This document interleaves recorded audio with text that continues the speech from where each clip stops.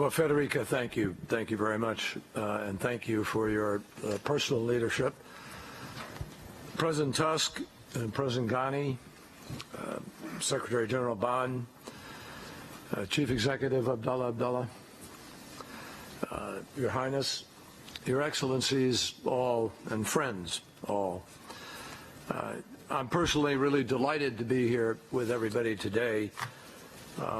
And I want to begin just by thanking our hosts, the combination of the EU and Afghanistan, and particularly High Representative Federica Mogherini and Foreign Minister Rabbani for their deep commitment, their close collaboration in organizing today's landmark conference.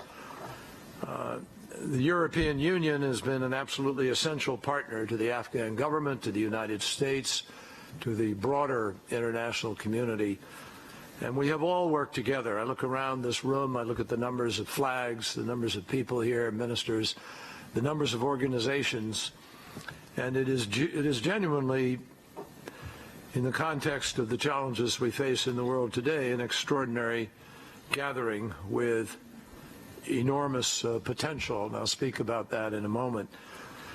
Like others in the room, I feel very personally invested in this journey in Afghanistan and in Afghanistan's future. I have visited many, many times, first as a senator, then as Secretary of State. I've spent countless hours with President Ghani originally on status of forces and on other issues, as well as now with President Ghani and Chief Executive Abdullah. And I thank them for their personal courage and their personal efforts to put political issues, ambition, other things aside in order to embrace the full measure of the hopes of the Afghan people and the challenges that they face.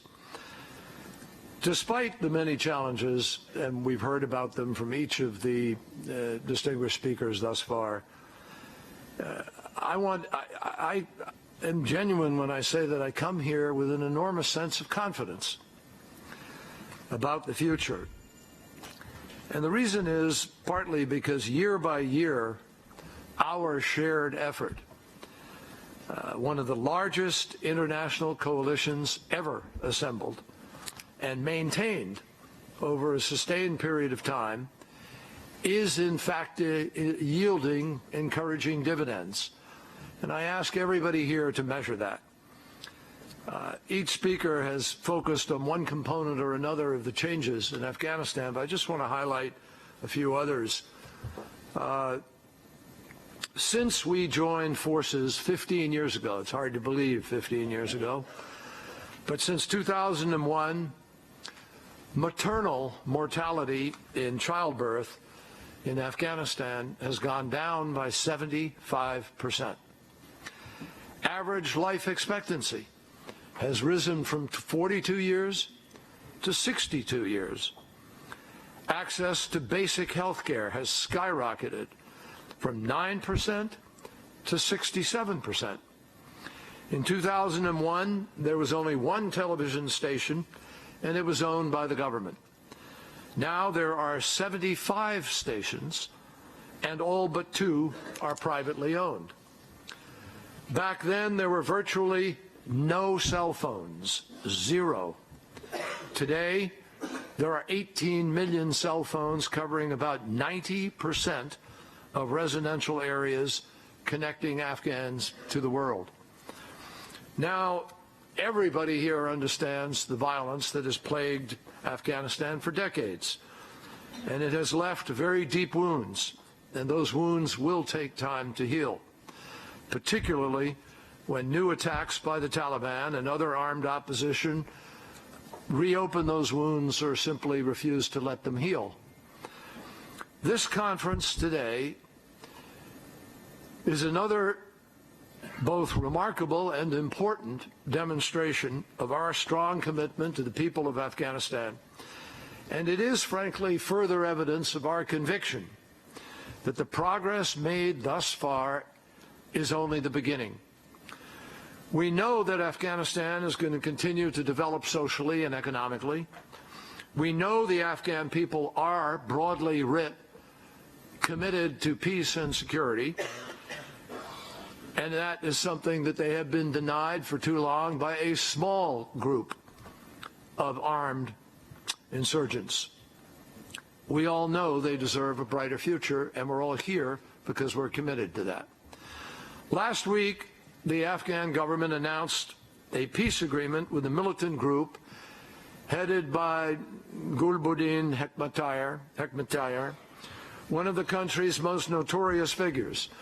And the agreement requires Hekmatyar and his commanders to cease violence, cut all ties with their international terrorist organizations, and accept the Afghan constitution, including its guarantee of the rights for women and minorities. In return for keeping these commitments, Hekmatyar's group will be able to emerge from the shadows to rejoin Afghan society. This is a model for what might be possible. We don't know yet, has to be delivered, but it is a very important beginning. The President Ghani, Chief Executive Abdullah need to be congratulated together with all of their government for being willing to make this move, for being willing to take this risk. I think the message from every person here today would be to the Taliban, take note. Today, the Taliban are again just trying to test the Afghan government's resolve. And Afghan forces continue to bravely repel these challenges. I want to remind everybody, if you have doubts about where we are today, a few years ago, the United States of America had 140,000 troops in Afghanistan. We are now down to slightly shy of 10,000, and we have been there for the last few years. And guess what?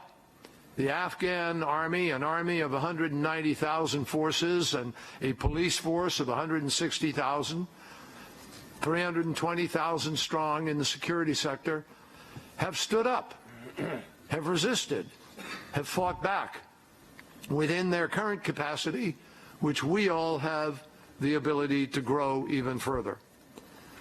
Last month, the Taliban attacked the American University in Afghanistan, which is a bastion of progress and learning for the next generation of Afghan leaders.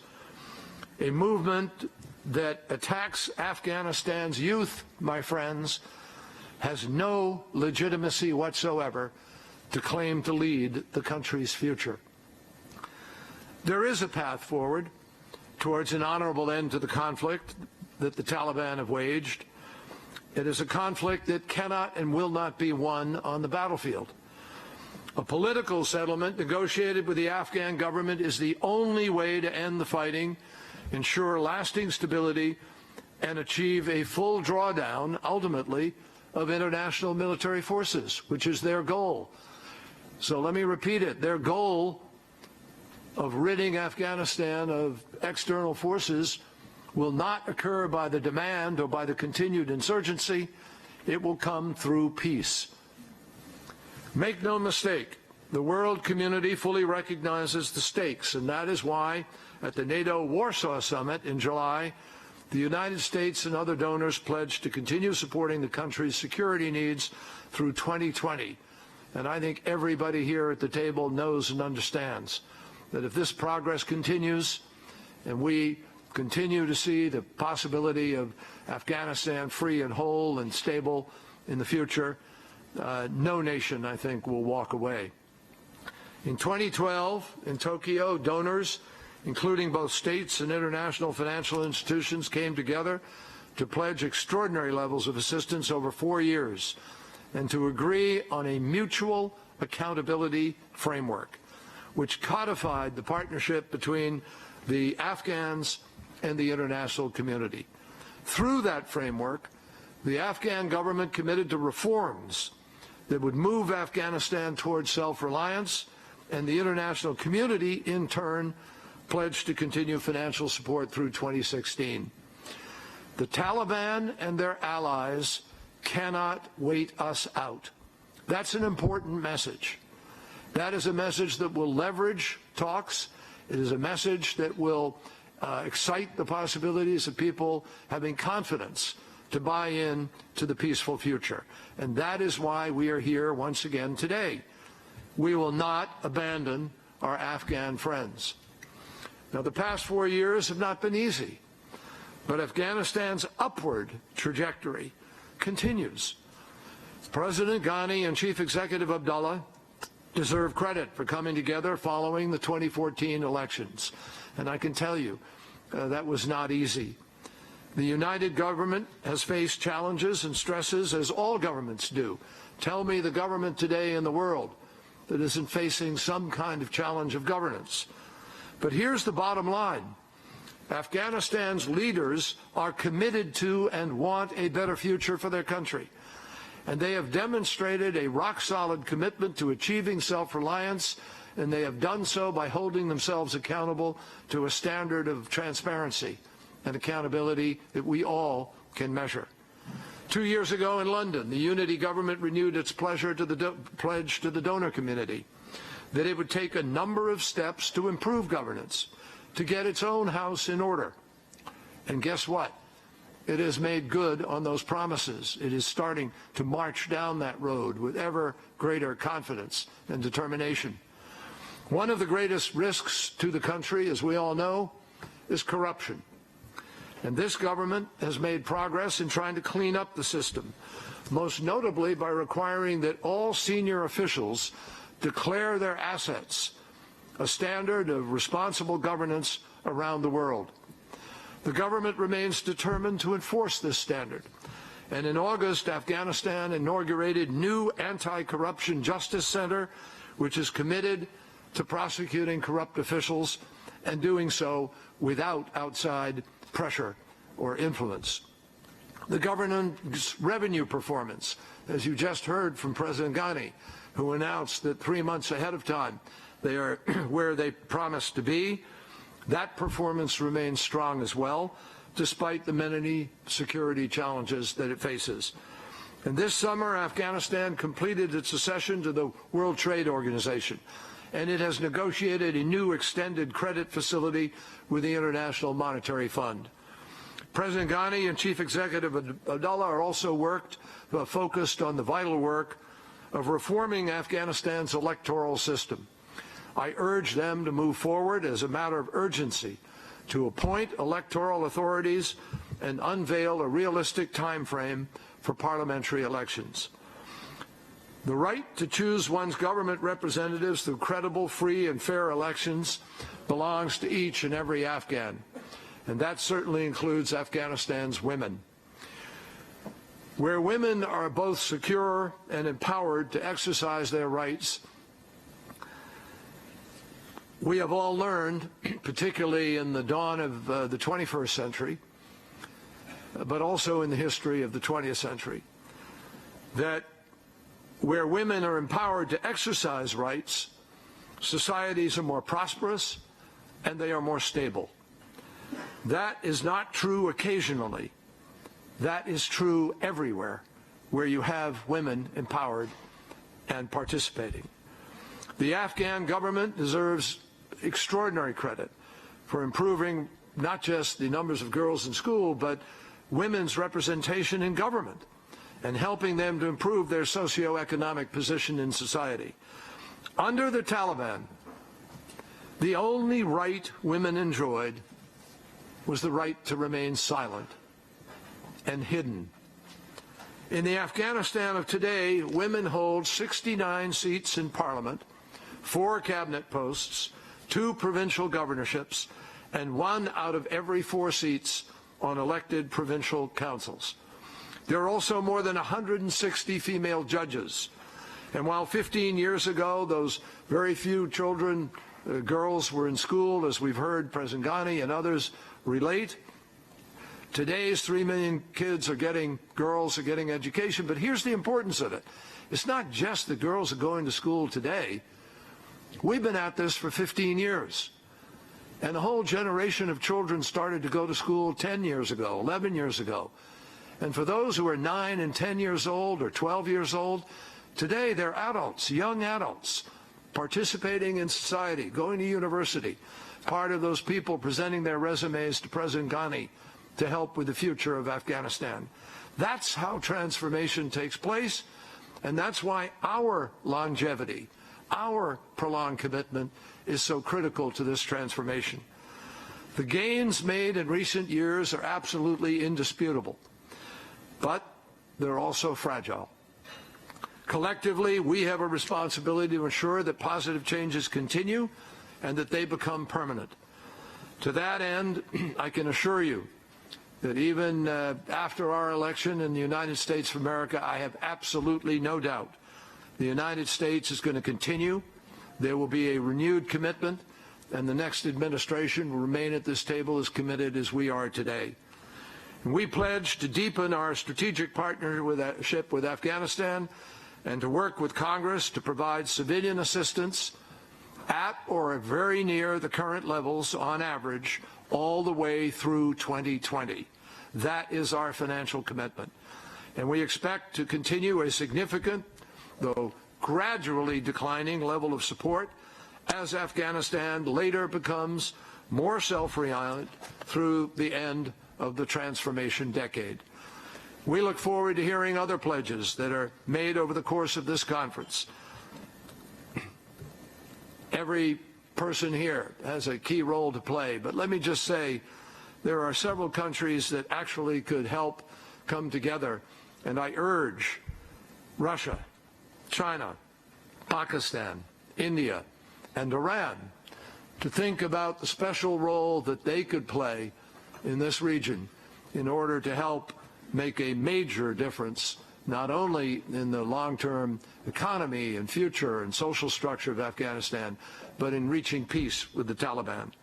The more integrated the Afghan economy is with those of its neighbors, the more expansive economic growth will be, the more jobs that are going to be created, and the more investors will be attracted to the region.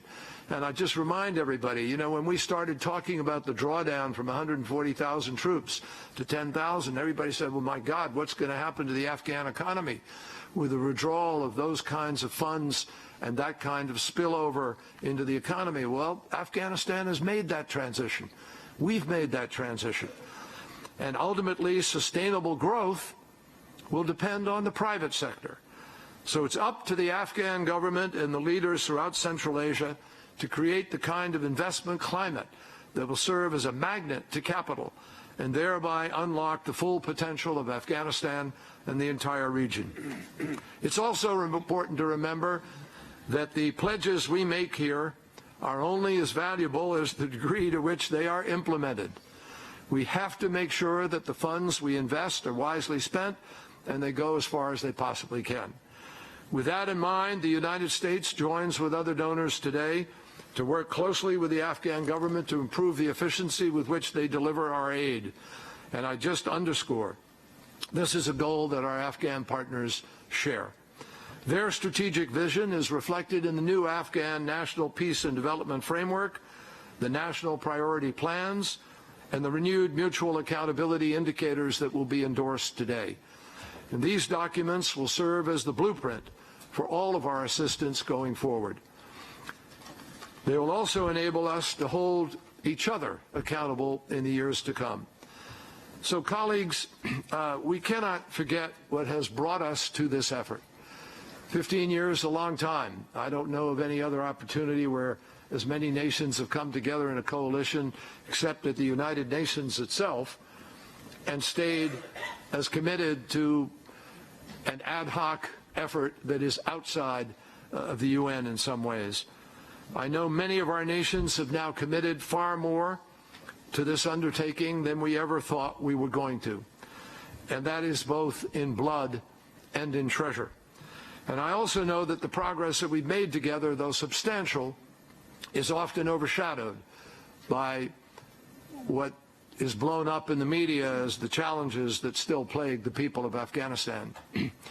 I just ask everybody here to remember that in this new interconnected, smaller planet on which we all live, where power is far less hierarchical and far more dispersed, and there are many more players at a table at any given time, it is absolutely vital for us to succeed.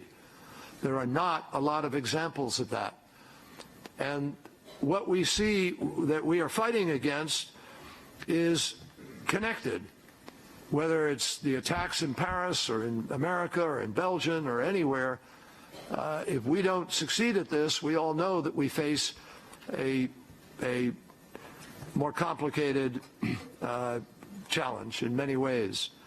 And that is because we are fighting a kind of nihilism. We're fighting a primitive and sometimes barbaric, destructive reflex resistance to progress and to modernity, obviously tinted with a great deal of religious distortion, extremism based on lies. So we, all of us represented in this room, need to remember the old Afghan proverb that there's a path to the top of even the highest mountain. And there's no question that the goal we share in Afghanistan, that is prosperous and secure and free and peaceful, that's a tall mountain to climb, I know. But I hope everybody here will remain committed to recognizing that we're working against people who have no goal of building a healthcare system, no goal of building schools, no goal of respecting history, no goal of doing anything except telling other people how to live. And it is clear that everyone in this room, our Afghan partners particularly, have made a different choice for themselves and for the future. And so I think what we're doing here today could not be more important. I thank everybody for being part of this effort.